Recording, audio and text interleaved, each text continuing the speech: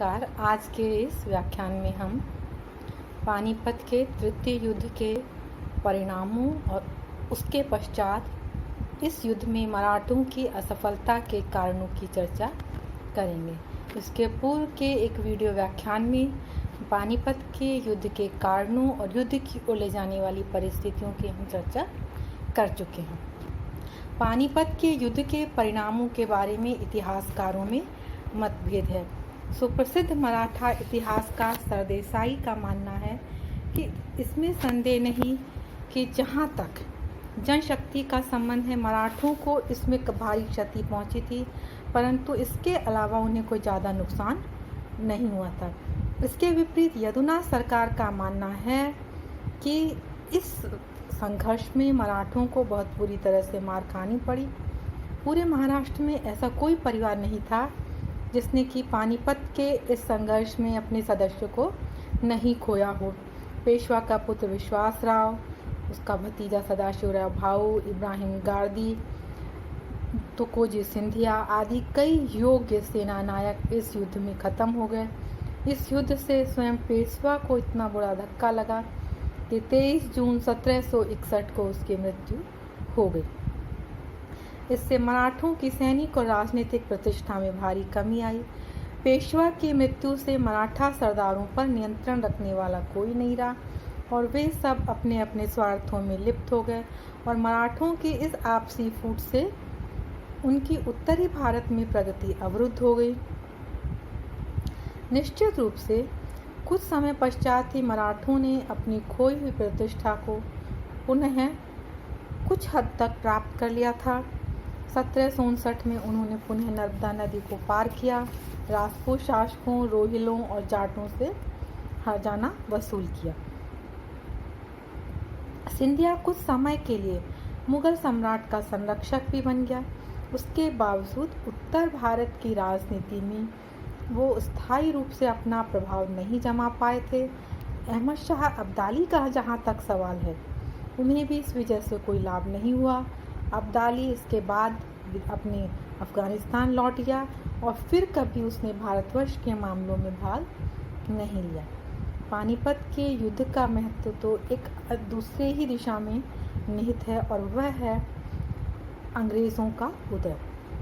18वीं सदी के मध्य में जब दो ये बड़ी शक्तियाँ मराठे और अफ़गान लड़ रहे थे, मराठे पराजित हुए, लड़खड़ाते मुगल साम्राज्य का भी अंत हो गया। इन सब के पराभव ने अंग्रेज़ों के उत्कर्ष के लिए मार्ग प्रशस्त किया और जिस पर चलकर ही वे भारत में एक बड़े साम्राज्य का निर्माण कर पाए। इस दृष्टि से पानीपत के तृतीय युद्ध का बहुत महत्व है और वो इतिहास का एक निर्णायक बिंदु है। इस तरह से पानीपत का तृतीय युद्ध काफ़ी महत्वपूर्ण था, बड़े दूरगामी परिणाम लिए हुए था। अब हम देखते हैं कि पानीपत के तृतीय युद्ध में मराठों की पराजय के क्या कारण रहे थे। मराठों की पराजय के कारणों को हम कई भागों में विभाजित कर सकते हैं। सैनिक कारण, कूटनीतिक कारण, तात्कालिक कारण और गंभीर भूलें। सैनिक कारणों में हम सेना नायकों, सेनापतियों की तुलना करेंगे। उसके अलावा जो प्रमुख सेना नायक थे वे और प्रतिद्वंदी सेना, इन सब की तुलना करके जब हम तुलना करते हैं तो ये पाते हैं कि अब्दाली और उसकी सेना निश्चित रूप से मराठों के ऊपर से श्रेष्ठ थी। मराठा सेना का सेनापति सदाशिवराव भाऊ एक योग्य सैनिक था, लेकिन वह उत्तर भारत के लिए एक अजनबी था। उसे उत्तर की भौगोलिक स्थिति की जानकारी नहीं थी। उसके विपरीत अब्दाली जो है कहीं अधिक अनुभवी और रणकुशल सेना नायक था। उसने भाऊ की भांति स्वयं युद्ध में व्यक्तिगत रूप से भाग नहीं लिया, अपितु कुछ दूरी से शांति के साथ संपूर्ण युद्ध का निरीक्षण करता रहा और अंतिम दाव के लिए 10,000 सैनिकों का एक दस्ता सुरक्षित रख छोड़ा था। इसी सुरक्षित दस्ते ने आखिरी क्षणों में युद्ध का पासा पलट दिया। सेना नायकों के अधीन जो नायक थे, हम जब उनकी तुलना करते हैं तो उस दृष्टि से भी अब्दाली बेहतर स्थिति में था।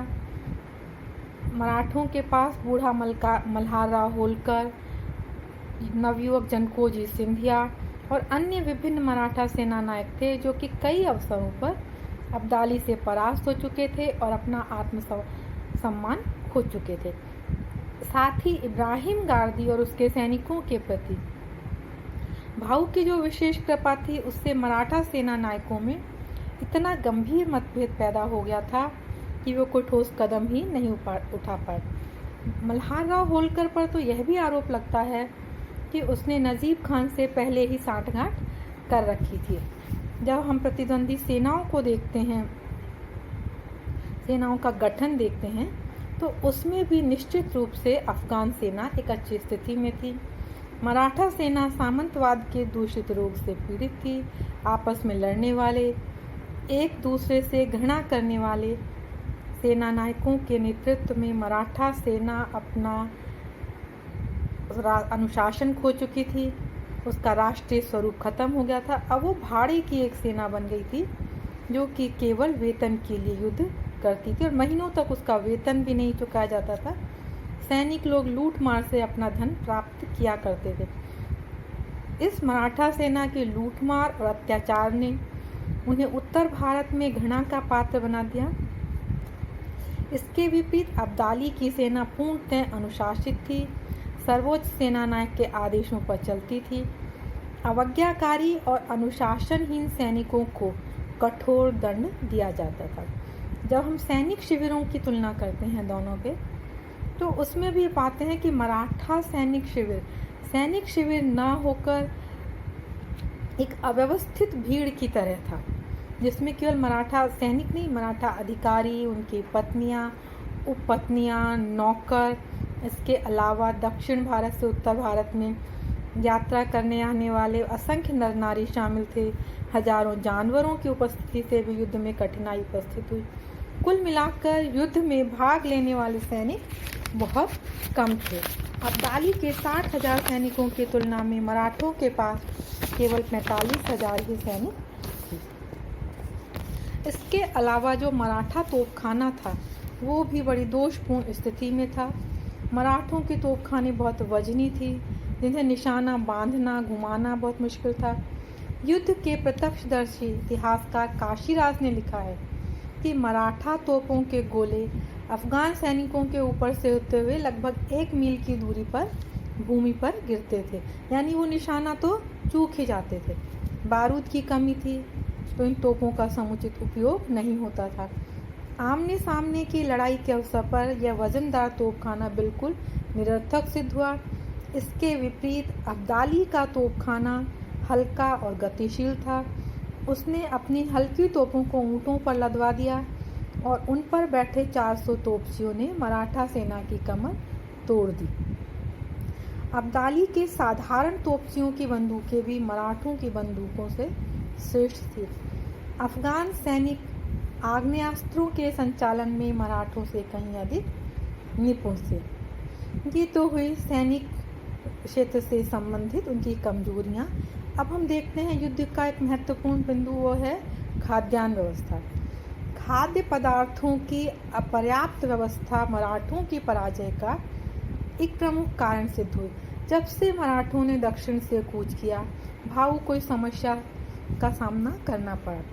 पानीपत में भाऊ को मराठा शिविर में दुर्भिक्ष की स्थिति पैदा हो गई और भूखे मरने की अपेक्षा युद्ध में वीर गति प्राप्त करना अधिक अच्छा मानकर भाऊ को अचानक आक्रमण करने का निर्णय लेना पड़ा।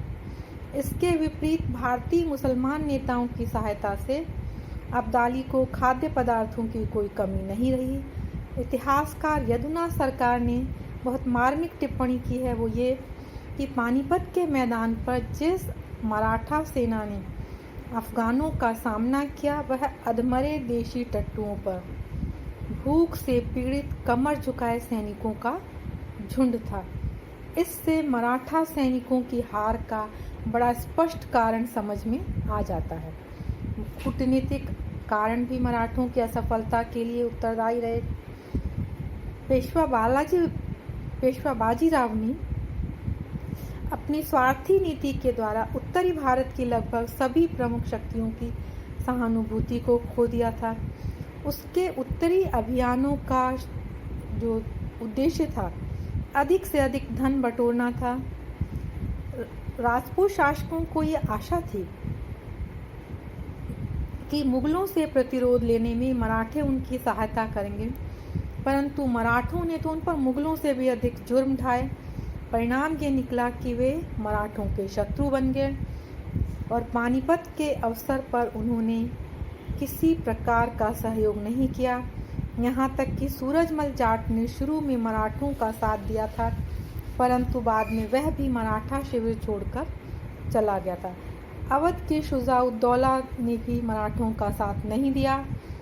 इसके विपरीत अब्दाली को नजीब खान जैसे व्यक्ति की सेवाएं उपलब्ध हो गई, जिसने अपने बुद्धिमत्तापूर्ण प्रचार और इस्लाम की रक्षा की अपील के द्वारा उत्तरी भारत के सभी प्रमुख मुसलमानों को अपने झंडे के नीचे इकट्ठा कर लिया। इस तरह कूटनीतिक दृष्टि से मराठे बहुत अधिक फेल हुए। उन्होंने किसी भी महत्वपूर्ण भारतीय शक्ति का उन्हें सहयोग हासिल नहीं हो पाया। अब है उनकी कुछ गंभीर भूलें जो कि इस युद्ध में उनकी पराजय के लिए उत्तरदायी थी। जब भाऊ दिल्ली की तरफ गया तो उसने दिल्ली से पानीपत की तरफ गया तो उसने दिल्ली की सुरक्षा के लिए कोई व्यवस्था नहीं की। अफगानों ने पीछे से आके दिल्ली पर नियंत्रण कर लिया और भाऊ का दक्षिण से संपर्क तोड़ दिया। साथ ही यमुना नदी के पुल और घाटों पर रक्षा का कोई व्यवस्था भाऊ ने नहीं की। इससे अफगानों को यमुना नदी पार करने में कोई प्रतिरोध का सामना नहीं करना पड़ा। भाऊ की योजना यह थी कि वह नाकेबंदी करके अब्दाली को भूखे मार देगा, लेकिन वो स्वयं ही इस स्थिति में फंस गया और इसके बावजूद उसने स्थिति का सही मूल्यांकन नहीं किया, व्यर्थ में ही समय नष्ट करता रहा, युद्ध के लिए भी कोई योजना नहीं बनाई। और अंतिम जो कारण था भाऊ की जो आखिरी भूल थी वो ये युद्ध के आखिरी क्षणों में उसके द्वारा संयम खो देना। पेशवा के पुत्र विश्वास राव की मृत्यु के पश्चात वो अपना मानसिक संतुलन खो बैठा और शत्रु सेना के भीतर घुसता गया और मारा गया। यदि भाऊ अपनी व्यक्तिगत भावनाओं पर काबू रखकर सेनापति के उत्तरदायित्व को निभा पाता तो संभव है कि मराठों को इतना भयंकर विनाश नहीं देखना पड़ता।